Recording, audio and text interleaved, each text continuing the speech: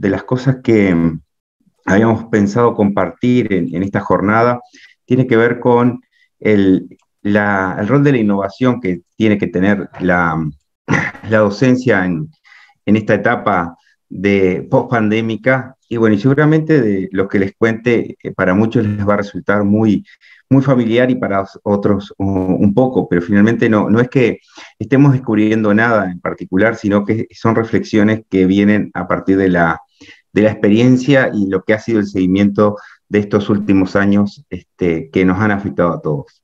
La idea es abordar tres grandes puntos. Uno es la innovación educativa como parte de la función docente. Entiendo que la innovación es una de las obligaciones y nuestros desafíos constantes desde que existe la función docente. En realidad, ahora parece que tuviéramos como esta función mucho más de moda, pero siempre ha sido nuestra función. Bueno, cómo la pandemia también fue un desafío para innovar, cambiar y a qué cosas nos tuvimos que atener como reto y como alternativa. Y finalmente algunas reflexiones y aprendizajes post pandemia y qué cosas deberíamos tener a consideración cuando pensemos en la innovación en estas instancias. Como les decía, la innovación educativa es parte de nuestra función y siempre en esta atención que obedece tratar de llevar adelante nuestros mejores enseñanzas y lograr los mejores aprendizajes, tenemos que pensar en que debemos ir acompañando los cambios que suceden en la educación superior.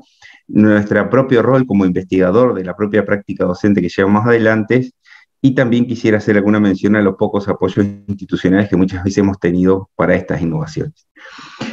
Importancia de acompañar los cambios, menciono porque parece que si bien la pandemia aceleró muchas cosas que estaban sucediendo, no es que hasta el año 2019 contáramos con una realidad institucional tranquila e incambiada, sino por el contrario, uno puede encontrar que en el siglo XXI los cambios en la educación superior fueron mucho más dinámicos que todo el siglo XX juntos, y cambios realmente sustanciales. Por un lado, Latinoamérica fue de las regiones que ha tenido un mayor incremento en la educación superior, y eso se debe a varios aspectos. Algunos de los más relevantes tienen que ver con la diversidad de instituciones que empezaron a impartir educación superior. Si uno se retrae al siglo XX, uno pensaría siempre en las universidades como principales ofertas de educación superior, pero con el tiempo esto se ha diversificado muchísimo y sabemos que hay institutos universitarios, institutos de investigación que también realizan enseñanza, institutos de formación, bueno, y una serie de institucionalidades diferentes, depende de lo que permite cada uno de los países. Obviamente las reglamentaciones son bastante variadas al respecto, pero el crecimiento de instituciones que ofertan educación superior han sido muy importantes previo a la pandemia, y obviamente ahora sin duda que hay otras ofertas que también todos empezamos a conocer haciendo uso de la virtualidad y la educación a distancia, pero no debemos desconocer que nuestra realidad no era una realidad tranquila hasta el 2019. Y bueno, y el desafío que teníamos como docentes era adecuarnos también a los objetivos que tenía cada una de estas instituciones, porque estas instituciones, aunque parecidas desde su punto de vista de la oferta educativa, tenían otras funciones para ir equilibrando. A esta diversidad de instituciones también se había incrementado la diversidad de modalidades de enseñanza. También volviendo hacia el siglo XX, pensando en una modalidad presencial como única, ya existía mucha experiencia en estos primeros 20 años de este siglo, experiencia de educación virtual a distancia y las diferentes combinaciones entre estas. Quiero decir que lo que nos sorprende en la pandemia es un incremento de alguna de estas diversidades o estas modalidades, pero mucho de lo que sucede durante la pandemia en cuanto a educación superior tiene relación con las capacidades que teníamos acumuladas en los últimos años de la segunda década de este siglo.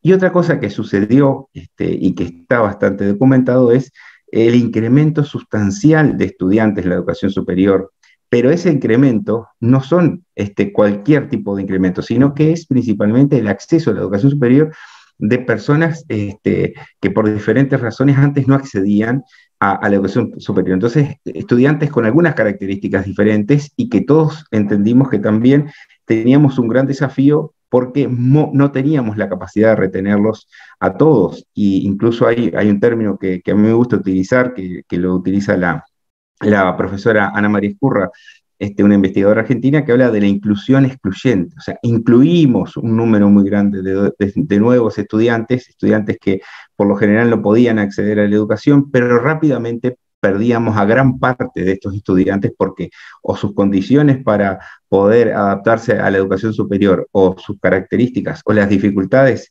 que tenían o esa transición, educación media, educación superior, hacía que difícilmente se adaptaran rápidamente a nuestra oferta y si bien los sistemas educativos son un poco distintos, sabemos que el primer año es un año donde hay una gran desvinculación de estudiantes, quienes hablan que tenemos como una puerta giratoria en la universidad, muchos de los que ingresan salen por la misma puerta rápidamente. Entonces ya teníamos estos cambios muy importantes dándose. Y otra cosa que nosotros no teníamos, o teníamos como un gran desafío, que había una demanda de formación docente, pensando en los aspectos didácticos pedagógicos de la formación docente, acordes a estos nuevos escenarios. Era como que los docentes estábamos un poco corriendo de atrás todos estos cambios y tratando de adaptarnos a lo que ya estaba sucediendo, ni que hablar que después vinieron 2 años que los cambios fueron muchos más importantes. Un aspecto central es el trabajo que tenemos como docentes, como investigadores, nuestra propia práctica. Esto que decía John, o sea, la idea era, bueno, ¿quién es mejor que nosotros para promover innovaciones en la educación? Que ya que conocemos nuestra aula, conocemos nuestra institución, conocemos nuestro entorno y además conocemos a nuestros estudiantes. A veces plantearnos cambios sin tener en cuenta nuestro contexto es lo más difícil, o sea, incorporar metodologías que nos vienen como enlatadas de alguna forma, generalmente van al fracaso. O sea, nosotros somos los principales protagonistas de nuestra propia práctica y entender de qué forma llevamos adelante una evaluación sistemática y continua de nuestra práctica nos permite, por lo menos, proponer los cambios más significativos para nuestra propia aula.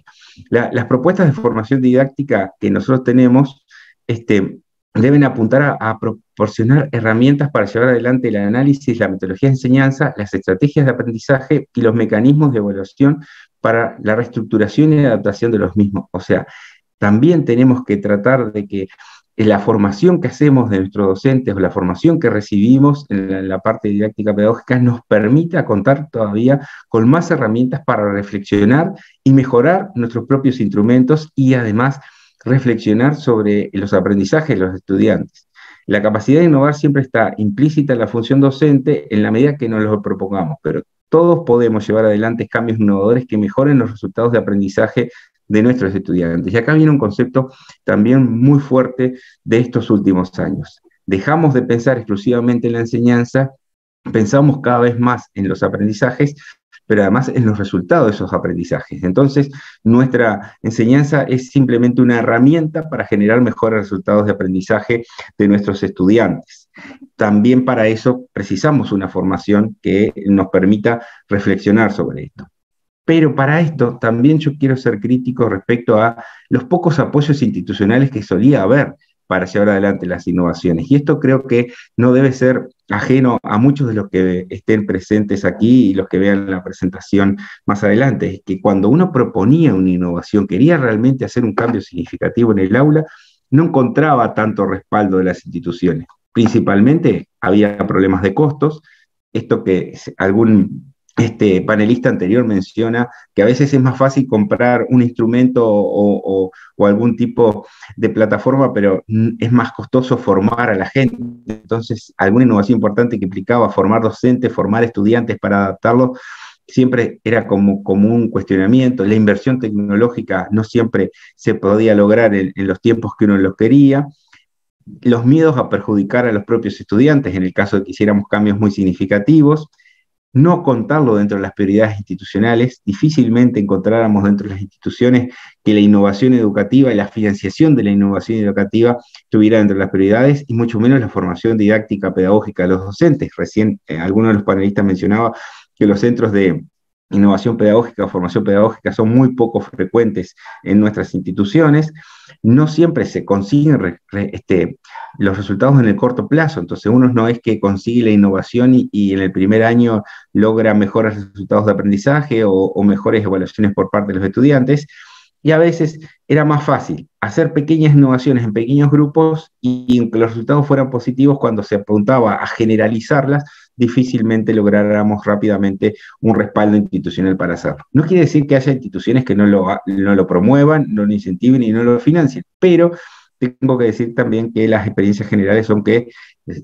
encontramos muchas microexperiencias que difícilmente se generalizan.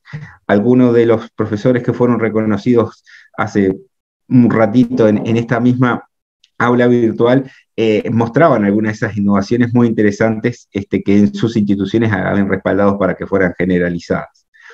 Bien, pero ¿qué pasa?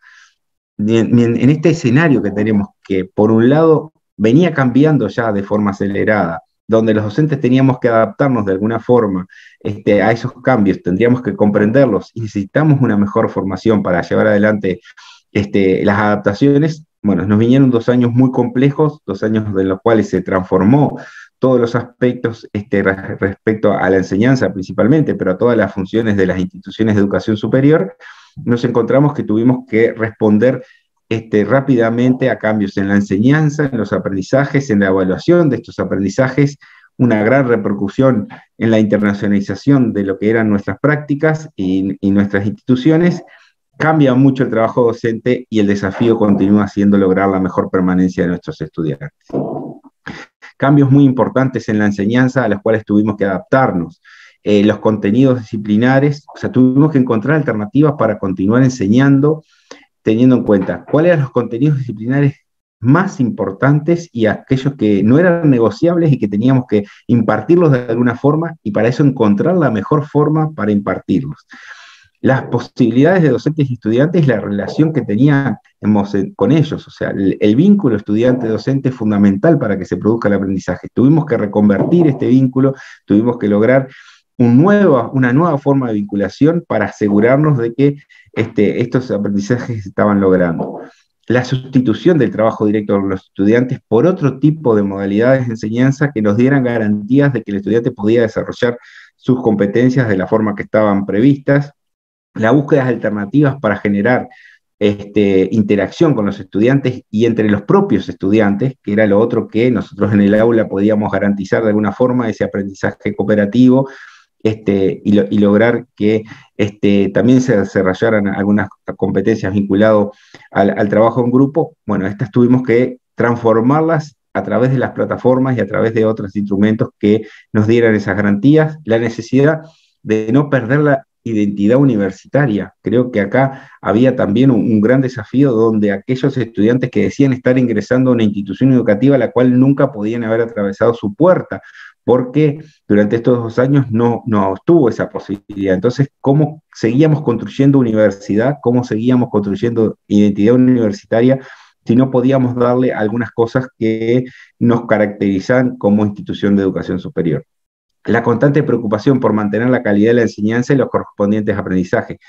Quiero decir que esto, si bien se vuelve una prioridad institucional, decir, bueno, yo mantengo la calidad con la cual mis estudiantes aprenden, independientemente de las condiciones que se logran, finalmente era cada uno de sus docentes, en cada una de sus clases, que tenía esa preocupación, como la calidad de lo que yo estaba brindando no era diferente de lo que se hacía prepandemia.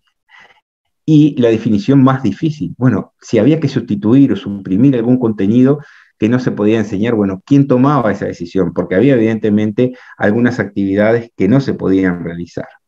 Y entre ellos, los aprendizajes siempre eran nuestro objetivo. O sea, la relación entre la teoría y la práctica debió modificarse. La práctica desapareció, se simuló, o de alguna forma se trataba de que el estudiante la realizara de forma autónoma. Pero no todos los aprendizajes prácticos se pudieron desarrollar correctamente. Pero para algunos casos aparecieron alternativas muy interesantes. Las simulaciones fueron como un gran descubrimiento, ¿no? O sea, aquellas cosas que por ahí se estaban desarrollando de alguna forma muy intuitiva o con pequeños grupos, bueno, aparecieron una oferta muy importante de simuladores para algunas prácticas, pero otras no se pudieron aprender.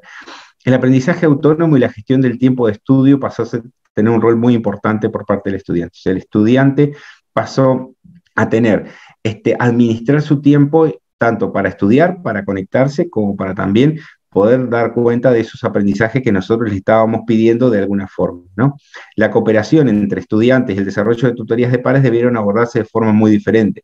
¿Cómo lográbamos o cómo lograr que aquellas tutorías que estábamos desarrollando para que o docentes jóvenes o estudiantes avanzados colaboraran con estudiantes de menor progreso académico? Todo eso que muchas instituciones da muy buen resultado para mejorar los aprendizajes de los estudiantes en sus primeras etapas de trayectoria, hubo que repensarlas para que lograran sus objetivos. Y las competencias que se desarrollaron no siempre fueron las esperadas o las preestablecidas. Creo que también acá todos sabemos que nuestros objetivos empezaron a ser reelaborados porque no eran los mismos y además poderlos lograr no teníamos las mismas condiciones. Otro aspecto fundamental en el cual hubo que cambiar, innovar y desarrollar muchas estrategias de las cuales no estábamos acostumbrados era en la evaluación de los aprendizajes. Hubo que desarrollar nuevos instrumentos, hubo que transformar instrumentos que antes se llevaban en el aula, por ejemplo, en papel, para llevarlos a plataformas que nos permitieran hacer evaluaciones, confiar también en que estas adaptaciones de formas tradicionales de evaluar con formas alternativas que estábamos desarrollando podían darnos las mismas garantías. O sea, la seguridad y la confiabilidad de los resultados fue desafiada, porque no estábamos seguros realmente o nos cuestionábamos realmente si los instrumentos que estábamos utilizando podían dar cuenta de que estábamos evaluando los mismos aprendizajes o los aprendizajes con la misma calidad que pensábamos que teníamos que evaluar. Y descubrimos un mundo atrás de la evaluación educativa que no estábamos utilizando, eso sin duda. Aparecieron muchísimas alternativas de evaluación que las conocíamos muy poco o la habíamos postergado porque, claro, teníamos a nuestros estudiantes en el aula todos los días y la innovación en la evaluación probablemente sea el tipo de innovación más postergada. O sea, nosotros solemos innovar en el aula, la incorporación de tecnología a través de algunos cambios en las estrategias de aprendizaje, pero nuestro respaldo siempre fue la evaluación tradicional, porque finalmente, si hay algo que nos tiene que dar garantías y tenemos que darle garantías a las instituciones, que el tipo de evaluación que estamos utilizando es el que realmente da fe de que los estudiantes cuentan con los conocimientos suficientes para progresar. Bueno, en este caso, tuvimos que innovar mucho en evaluaciones para lograr dar cuenta de lo mismo. Y otra cuestión que nos queda todavía por resolver y por responder y por compensar en muchos casos es, bueno, si en algún momento tuvimos que hacer alguna selección de lo que enseñábamos, o sea, aquellos contenidos que sabíamos que no encontramos una estrategia para enseñarla, aquellos contenidos prácticos, aquellas destrezas, habilidades que los estudiantes debían desarrollar en el curso, y por alguna razón no pudimos encontrar la alternativa para enseñarlas, bueno, finalmente las evaluamos. Y si no las evaluamos, ¿qué pasó con esos contenidos? ¿Dónde queda? ¿Hemos desarrollado algún tipo de compensación posterior en la medida que hemos recuperado a nuestros estudiantes en las aulas? Bueno, la respuesta casi siempre es negativa.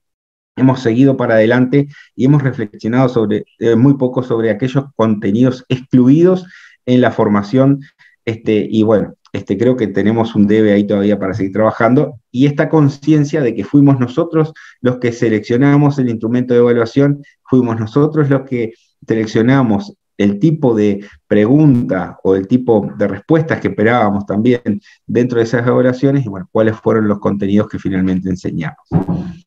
Una puerta enorme que se abrió y se facilitó durante la pandemia fue la internacionalización. Ni que hablar que esto cambió radicalmente durante estos 2 años y lo que nos deja para los próximos para el futuro.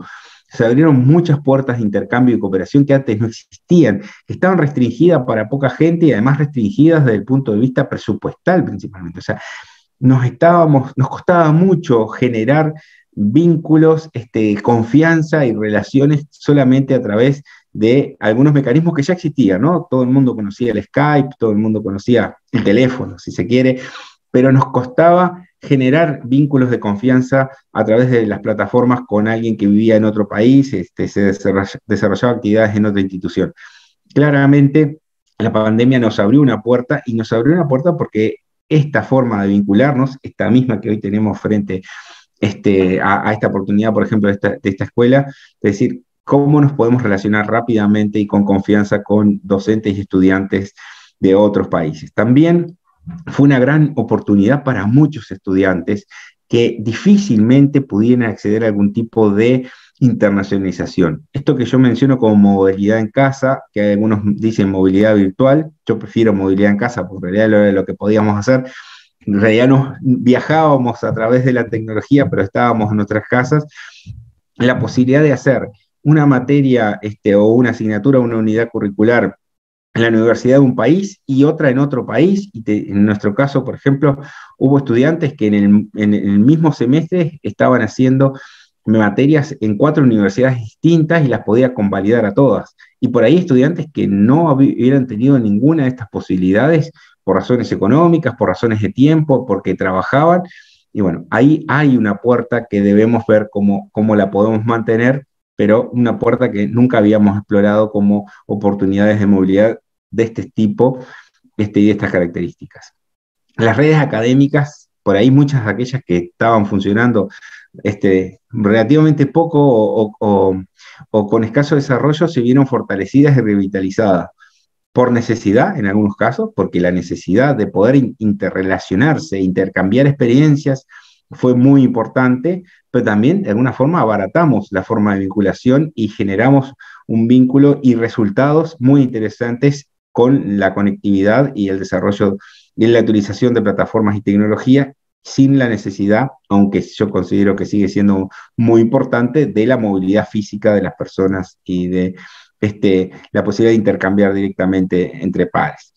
La conformación de equipos de trabajo interinstitucionales e internacionales para investigación, innovación, enseñanza, extensión y difusión fueron muy importantes. Y acá también quiero hacer énfasis en que pasó a ser la enseñanza como uno de los grandes objetivos de la vinculación entre equipos docentes de las instituciones. Quedan 2 minutos para culminar su intervención. Bien, gracias. Y bueno, y los límites de la cooperación internacional se redefinieron y se superaron mucho más rápidamente. El trabajo docente cambió también radicalmente, los cambios de rutina y los compromisos y la dedicación, en esto que yo digo el docente 24/7, pasamos a ser docentes todo el día y todos los días, el esfuerzo para investigar sobre las mejores herramientas para enseñar los contenidos de cada disciplina fue muy importante, cada uno se transformó como un especialista en la enseñanza en pandemia de su disciplina, y la innovación pasó a ser encontrar la mejor forma de dar respuesta a las necesidades de los estudiantes de la institución y del entorno. Muy importante es, y fue y sigue siendo, lograr la permanencia de nuestros estudiantes en la institución. Evitar la desvinculación de los estudiantes es fundamental. Todo tipo de apoyo que ahora se pudo lograr en pandemia hay que pensar en mantenerlos, equipos, conectividad, apoyo psicológico, pedagógico, motivacional. Bueno, la adquisición de nuevas competencias por parte de estos estudiantes también ha sido muy importante, y establecer nuevos objetivos de acuerdo con los docentes de las instituciones y, sin lugar a duda, no desconocer el contexto en el que está cada uno.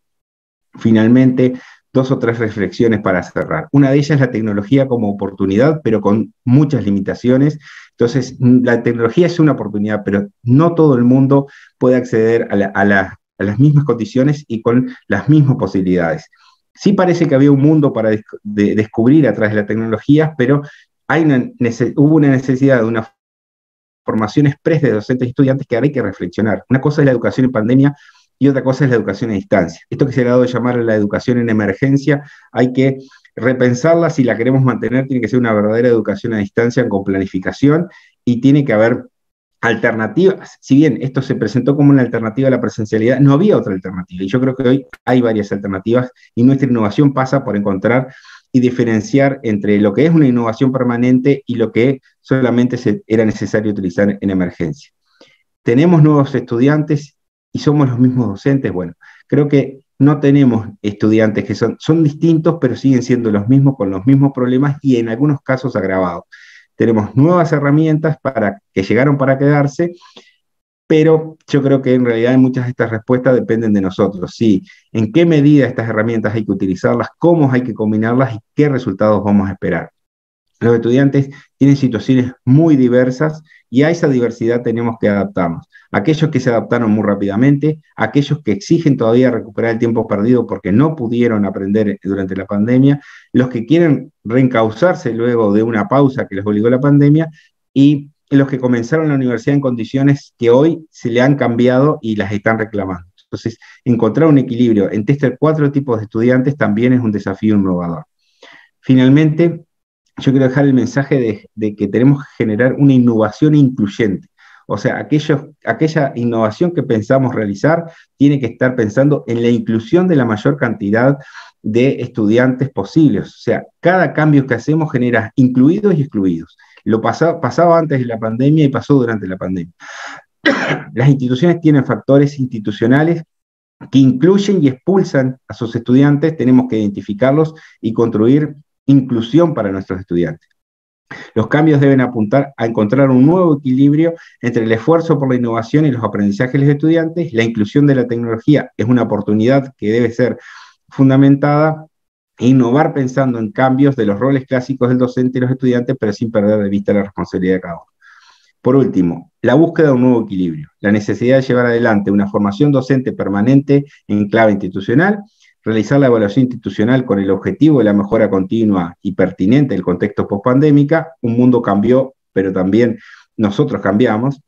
La innovación debe ser adecuada a cada uno de nuestros contextos. El seguimiento de los graduados es fundamental para retroalimentar nuestro proceso formativo. Los cambios curriculares para darle mayor autonomía y flexibilidad, y la combinación de virtualidad y presencialidad debe ser en cada caso estudiada para encontrar un verdadero equilibrio.